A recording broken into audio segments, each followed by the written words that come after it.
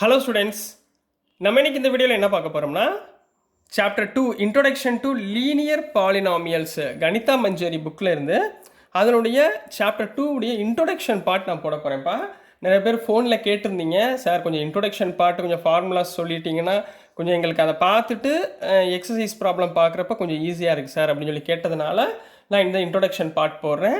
அதே மாதிரி நெக்ஸ்ட் வீடியோவில் உங்களுக்கு அந்த ஃபஸ்ட்டு யூனிட் இருக்குல்ல, யூஸ் ஆஃப் கோஆர்டினேட்ஸ், அதில் இருக்கக்கூடிய இம்பார்ட்டண்ட்டு இன்ட்ரோடக்ஷன் ஃபார்முலா போகிறேன். அதை பார்த்துட்டு நீங்கள் வீடியோஸ் பார்த்தீங்கன்னா இன்னும் கொஞ்சம் புரியுறதுக்கு உங்களுக்கு பெட்டராக இருக்கும். ஓகேங்களா கண்ணா?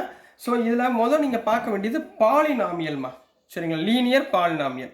இதில் முதல்ல பாலினாமியல்னா என்னன்னு பார்த்துருங்க, சரிங்களா? பாலினாமியல்னா என்ன அர்த்தம்னா, an algebraic expression having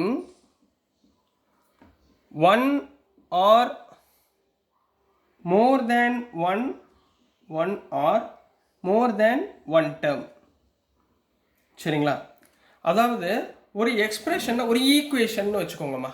இந்த ஈக்குவேஷன் பாலினாமியல் ஈக்குவேஷன் எப்படி இருக்கும்னா, அதாவது ஒன்று அல்லது அதுக்கு மேற்பட்ட டேர்ம்ஸ் இருக்கும். ஃபார் எக்ஸாம்பிள் இப்போ சிங்கிள் டேர்ம்னு வச்சுக்கோங்க, 4x, இது சிங்கிள் டேர்ம், ரைட்டுங்களா? இதில் இங்கே பாருங்களேன், எக்ஸுடைய பவர் என்ன இருக்குது, 1 இருக்குங்களா? இதில் எக்ஸுன்றது வேரியபிள், இதோட வேரியபிள் 1 இருந்தால் இதுக்கு பேர் தான் லீனியர்னு அர்த்தம். லீனியர் ஈக்குவேஷன் அப்படின்னு அர்த்தம். பவர் 1 இருந்தால் லீனியர் ஈக்குவேஷன். இப்போ இது பாலினாமியல் ஈக்குவேஷனால லீனியர் பாலினாமியல் ஈக்குவேஷன், அதான் லீனியர் பாலினாமியல்ஸ். புரிஞ்சுங்களா? இப்போ ரெண்டு டேர்ம், இப்போ ஃபார் எக்ஸாம்பிள் 4x² + 3x, இப்போ பாருங்கள் ரெண்டு டேர்ம், இது ஒரு டேர்ம், இது ஒரு டேர்ம், அப்போ மொத்தம் ரெண்டு டேர்ம், அதாவது 1 or more terms. இது ஒரு பாலினாமியல் ஈக்குவேஷன். இப்போ இங்கே பாருங்களேன், இதோட டிகிரி என்ன இருக்குது? டிகிரினா பவர், வேரியபிளுடைய ஹையஸ்ட் பவர். வேரியபிள் இங்கே என்ன இருக்குது, எக்ஸுங்களா? இதில் ஹையஸ்ட் பவர் என்ன, 2. இதில் பவர் என்ன, 1. இதில் ஹையஸ்ட் பவர் 2. அப்போ 2 வந்தால் இதுக்கு பேர் குவாட்ராட்டிக் பாலினாமியல்னு அர்த்தமா. இதுக்கு பேர் என்ன, குவாட்ராட்டிக் பாலினாமியல். இப்போ அடுத்து 3 டேர்ம் வச்சு பார்ப்போம். 4x² + 5x + 6. இப்போ இதில் எத்தனை டேர்ம் இருக்குது, 3 டேர்ம் இருக்குங்களா? புரிஞ்சுங்களா? இதில் எத்தனை டேர்ம் இருக்குது, 3 டேர்ம் இருக்குங்களா? அப்போ இது ஒரு 3 டேர்ம்ஸு. பட் இது என்ன பாலினாமியல், குவாட்ராட்டிக் பாலினாமியல். இது என்ன பாலினாமியல், குவாட்ராட்டிக் பாலினாமியல் அப்படி சொல்லுவோம். அதே மாதிரி கியூப் வந்துச்சுன்னா கியூபிக் பாலினாமியல் அப்படின்னு சொல்லி போகிறதுமா. இதுக்கு பேர் தான் பாலினாமியல். அதாவது பாலினா மெனி, நாமியல்னா டேர்ம்ஸ், மெனி டேர்ம்ஸோடைய இன்க்ளூட் பண்ணி வரக்கூடிய ஈக்குவேஷன் தான் பாலினாமியல். புரிஞ்சுங்களாமா? சரி, இப்போ இதுக்கப்புறம் டிகிரி அப்படின்றது என்னன்னு நீங்கள் பார்த்தே ஆகணும். டிகிரினா என்ன அர்த்தம்னா, இப்போ நான் சொன்னது தான், highest power of variable, highest power of variable in a polynomial. ஒரு பாலினாமியல் ஈக்குவேஷனில் ஹையஸ்ட் பவர் என்ன வருதோ அதுதான் என்ன சொல்லுவாங்க, டிகிரின்னு சொல்லுவாங்க. ஃபார் எக்ஸாம்பிள் இப்போ ஒரு ஈக்குவேஷன் கொடுத்துருக்காங்க, p of x = 2x³ - 5x² + 9 அப்படின்னு கொடுத்துருக்காங்கம்மா. இப்போ இதில் எது வேரியபிள், எக்ஸுன்றது வேரியபிள், ரைட்டுங்களா? இந்த எக்ஸுன்ற பவரில் எது அதிகபட்சமாக இருக்குது, 3 தான் ஹையஸ்ட்டு. அப்போ ஹையஸ்ட் பவர் என்ன இருக்குது, 3. அப்போ இதோடைய டிகிரி 3ன்னு சொல்லுவோம். புரியுதுங்களா? இப்போ பாருங்கள், இந்த ஈக்குவேஷன் எடுத்துக்குவோம், 4x², இதில் ஹையஸ்ட் பவர் என்ன, 2. அப்போ இதனுடைய டிகிரி 2.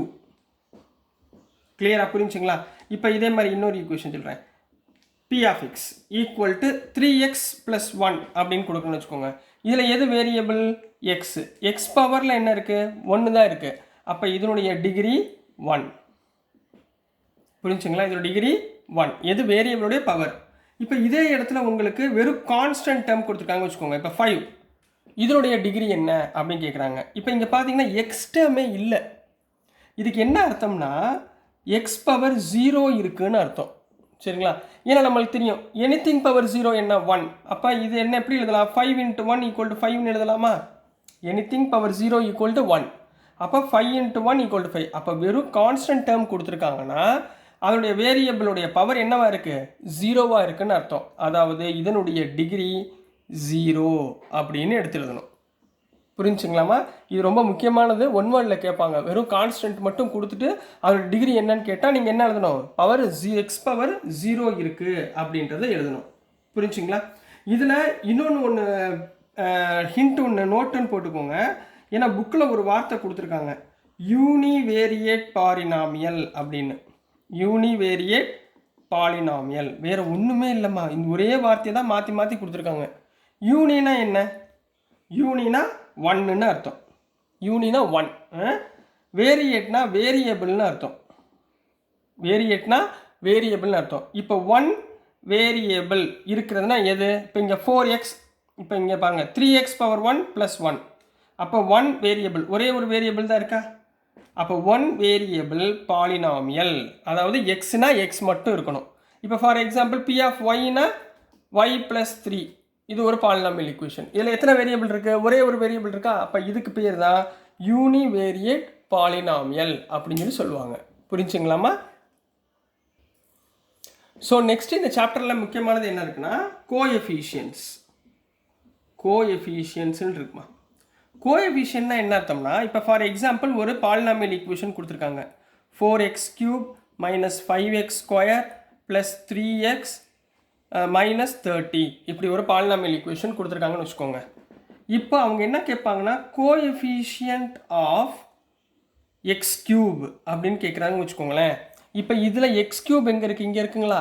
இதனுடைய பக்கத்தில் உள்ள கான்ஸ்டன்ட் டேர்ம் என்ன இருக்குது? 4ங்களா? அப்போ இந்த x³ உடைய கூட வர்றது பேர் தான் கோஎஃபிஷியன்ட், ரைட்டுங்களா? அப்போ கோஎஃபிஷியன்ட் ஆஃப் x³ வந்து 4. கிளியர்? அதே மாதிரி கோஎஃபிஷியன்ட் ஆஃப் x² என்ன சொல்லுங்கள்? x² = 5. வெறும் 5 எழுதக்கூடாது. இங்கே பாருங்கள், 5க்கு பக்கத்தில் என்ன இருக்குது? மைனஸ் இருக்குங்களா? அப்போ நீங்கள் என்ன எழுதணும்? -5. அதே மாதிரி கோஎஃபிஷியன்ட் ஆஃப் x இங்கே என்ன இருக்குது? எக்ஸுக்கு பக்கத்தில் என்ன இருக்குது? 3. ஸோ 3ன்னு போட்டுக்கோங்க. அப்புறம் கோஎஃபிஷியன்ட் ஆஃப் கான்ஸ்டன்ட் அப்படின்னு கேட்டால் இங்கே என்ன இருக்குது? -30. கான்ஸ்டன்ட்டு கேட்டால் -30 அப்படின்னு போட்டு எழுத வேண்டியதா. ஸோ இதுக்கு பேர் தான் கோஎஃபிஷியன்ஸ் அப்படின்னு சொல்லி சொல்லுவாங்கம்மா. புரிஞ்சுங்களாம்மா?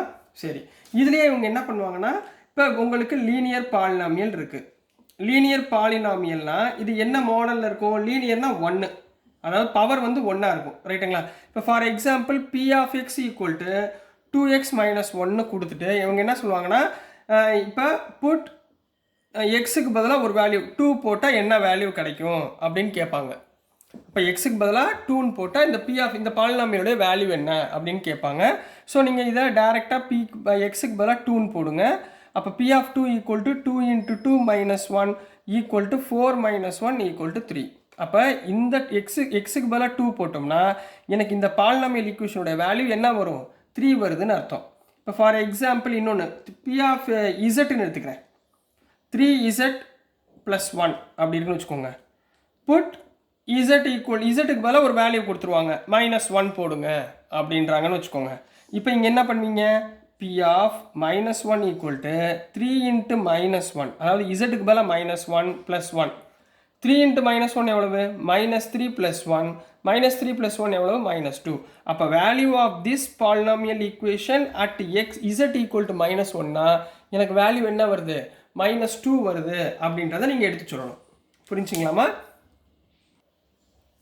ஸோ நெக்ஸ்ட்டு உங்களுக்கு என்ன கொடுத்துருக்காங்கன்னா லீனியர் பேட்டர்ன் அப்படின்னு ஒரு கொஸ்டின் ஒன்று கேட்டிருக்காங்க, சரிங்களா? லீனியர் பேட்டர்ன்னா என்ன அர்த்தம்னா, this is a sequence. This is a sequence of numbers where the difference between two consecutive term is constant. For எக்ஸாம்பிள்மா இப்போ ஒரு சீக்வன்ஸ் கொடுத்துருக்காங்கன்னு வச்சுக்கோங்க. சீக்வன்ஸ் வந்து எப்படி இருக்குன்னா 1 3 5 7 இப்படி ஒரு சீக்வன்ஸ் கொடுத்துருக்காங்கன்னு வச்சுக்கோங்களேன். இப்போ பாருங்களேன், இப்போ இது எல்லாமே என்ன நம்பர்? ஆட் நம்பர்ஸ், ரைட்டுங்களா? அப்போ காமன் வந்து ஆட் நம்பர். இதோடைய டிஃப்ரென்ஸ் பாருங்கள், 3 - 1, இதோடைய டிஃப்ரென்ஸ் என்ன? 2. இதோடைய டிஃப்ரென்ஸ் பாருங்கள், 5 - 3 2, 7 - 5 2. இப்போ இந்த டிஃப்ரென்ஸ் வந்து காமனாக இருக்குங்களா? புரியுதுங்களா? அப்போ இதைத்தான் அவங்க என்ன சொல்லுவாங்கன்னா லீனியர் பேட்டர்ன் சொல்லுவாங்க. இதை நீங்கள் எப்படி வேறு எக்ஸாம்பிள் எப்படி யோசிக்கலாம்னா, இப்போது வந்து உங்ககிட்ட ஒரு 100 rupees இருக்குதுன்னு வச்சுக்கோங்களேன். உங்கள் அப்பா வந்து டெய்லி 10 ருபீஸ் பாக்கெட் மணி கொடுக்குறாங்கன்னு வச்சுக்கோங்க. ஃபார் எக்ஸாம்பிள் இப்போது உங்ககிட்ட வி ஹாவ் 100 ருபீஸ் நம்மக்கிட்ட இருக்குது. நம்மக்கிட்ட 100 ருபீஸ் இருக்குது. வி ஹாவ் 100 டேஸ் போகிறேன். வி ஹாவ் 100 ருபீஸ் இருக்குது. இப்போ ஃபஸ்ட்டு டே அப்பா எவ்வளோ கொடுக்குறாங்க? ஃபஸ்ட்டு டே வந்து அப்பா 10 ரூபா கொடுக்குறாரு. அப்போ 100 ப்ளஸ் நம்மகிட்ட ஆல்ரெடி 100 ரூபா இருக்குது ப்ளஸ் 10 ருபீஸ். அப்போ எவ்வளோ ஆச்சு? 110 ருபீஸ்.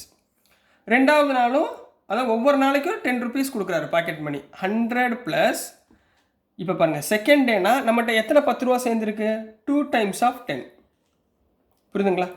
அப்போது 100 ப்ளஸ் 20 ஈக்குவல் டு 120 ருபீஸ். இதே மாதிரி மூணாவது நாள் 10 ரூபா கொடுக்குறாருன்னு வச்சுக்கோங்க. டேரெக்டாக 30 ரூபா ஆட் பண்ணிடக்கூடாது. சரிங்களா? இப்போ பாருங்கள், 100 ப்ளஸ் மூணாவது நாள் 10 ரூபா, 3 days ஆஃப் 10 ருபீஸ். அப்போது 100 ப்ளஸ் 30 ஈக்குவல் டு 130 ருபீஸ். இதே மாதிரி போய்கிட்டே இருக்குமா? இப்போ 110வது நாள் கண்டுபிடிங்க அப்படின்னா என்ன பண்ணுவீங்க? 110th டே உங்ககிட்ட எவ்வளோ காசு இருக்கும் சொல்லுங்கள் அப்படின்னாங்கன்னா எப்படி கண்டுபிடிக்க? ரொம்ப சிக்கலாயிரும்ல. இதுக்கு தான் லீனியர் பேட்டர்ன்னு கண்டுபிடிச்சாங்க. என்ன கண்டுபிடிச்சாங்க? Linear pattern.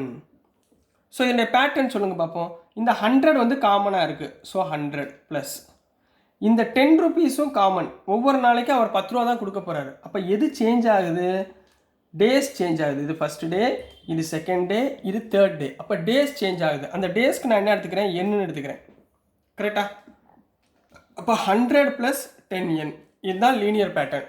சார் அப்படின்னா என்ன சார்? திரும்ப இன்னும் கன்ஃபியூஷனாக இருக்கா? சரி, திரும்ப சொல்கிறேன் பாருங்கள். இப்போ ஒவ்வொரு நாளைக்கு 10 ரூபாவை கொடுக்குறாரு. கொஸ்டினில் கேட்குறான் 13வது நாள் உங்ககிட்ட எவ்வளோ ரூபா இருக்கும் அப்படின்னு கேட்குறாங்க. அப்போ நீங்கள் இங்கே புட் n ஈக்குவல் டு 13. ஏன்னா 13வது நாள் கேட்குறாங்க. அப்போது இந்த பேட்டர்னில் போடுங்க. 100 ப்ளஸ் 10 இன்ட்டு 13. இந்த எண்ணுக்கு மேலே 13 போட்டுருங்க. அப்போ என்ன வந்துடும்? 100 ப்ளஸ் 130 ஈக்குவல் டு 230 ருபீஸ் உங்கள் கையில் இருக்குன்னு சொல்லிடலாம். அப்போ நீங்கள் இவ்வளோ போட வேண்டிய அவசியமே கிடையாது. நீங்கள் டைரெக்டாக என்ன பண்ணிடலாம்? ஆன்சர் எழுதிடலாம். ஸோ எதை வச்சு? இந்த லீனியர் பேட்டர்னை வச்சு. ஸோ இதுதான் லீனியர் பேட்டர்னுடைய கான்செப்ட் கண்ணா. ஸோ நெக்ஸ்ட்டு என்ன இருக்குன்னாமா, லீனியர் க்ரோத் அண்டு டிகேன்னு இருக்கு. Linear growth or decay. க்ரோத்னா வளர்ச்சி, அதாவது இன்க்ரீஸ். டிகேனா டிக்ரீஸ். க்ரோத்னா இன்க்ரீஸ், டிகேனா டிக்ரீஸ். ஞாபகத்தில் வச்சுக்கோங்க. ரைட்டுங்களா? அதாவது ஒரு ஸ்டேட்மெண்ட் கொடுத்துருவாங்க. அதாவது ஒரு குவான்டிட்டி. இப்போ வந்து நீங்கள் வந்து ஒரு 5 கிலோ சுகர் வாங்குறீங்கன்னு வச்சுக்கோங்க. ஒரு நாளைக்கு போய் வி ஹாவ் 5 kg சுகர் நம்ம வீட்டில் இருக்குது. டெய்லி டீ காஃபி எதாவது சாப்பிடுவோம். ஒவ்வொரு நாளைக்கு உங்களுக்கு 1 kg காலி ஆகிட்டே போகுதுன்னு வச்சுக்கோங்க. அப்போ என்ன பண்ணுவீங்க? இப்போ ஃபஸ்ட்டு டே ஒரு நாளைக்கு 1 kg காலியாகுதுன்னு வச்சுக்கோங்க. ஃபார் எக்ஸாம்பிள் தான். அப்போ 5 kgலேருந்து 1 kg மைனஸ் பண்ணிடுங்க. அப்போ நம்மகிட்ட மிச்சம் எவ்வளோ இருக்கும்? 4 kg இருக்கும். இப்போ அதே மாதிரி செகண்ட் டே என்ன ஆகும்? செகண்ட் டே 5 kgல இருந்து 2 kg காலி ஆயிரும். ஏன்னா செகண்ட் டே 2 kg காலி ஆகுது. அப்போ ரிமைனிங் எவ்வளோ இருக்கும்? 3 kg. அப்போ நம்ம 5 kg இருக்கிறது 4 kg கன்வெர்ட் ஆயிடுச்சு. 4 kg இருக்கிறது 3 kg கன்வெர்ட் ஆகுது. அப்போ என்ன ஆகுது? டிக்ரீஸ் ஆகிட்டே போகுதா? ஒரு இடத்துல போய்ட்டு அது என்ன ஆயிரும்? காலி ஆயிரும். அப்போ அதுதான் லீனியர் டிகே. டிக்ரீஸ் ஆகிட்டே போகிறது லீனியர் டிகே. புரிஞ்சுங்களா? இப்போ இன்னொன்று வேறு என்ன இருக்குது? இப்போ நம்மளுடைய வெயிட் வச்சுக்கோங்க. ஃபார் எக்ஸாம்பிள் இப்போ வந்து நீங்கள் லீவில் இருக்கீங்க, மே மந்த்து லீவு. இப்போ இது வரைக்கும் நீங்கள் வந்து 50 kg இருக்கீங்கன்னு வச்சுக்கோங்க. இப்போ லீவில் என்ன பண்ணுவீங்க? மே மந்த்து பூரா அவங்கவுங்க பாட்டி வீட்டுக்கு போவீங்களா?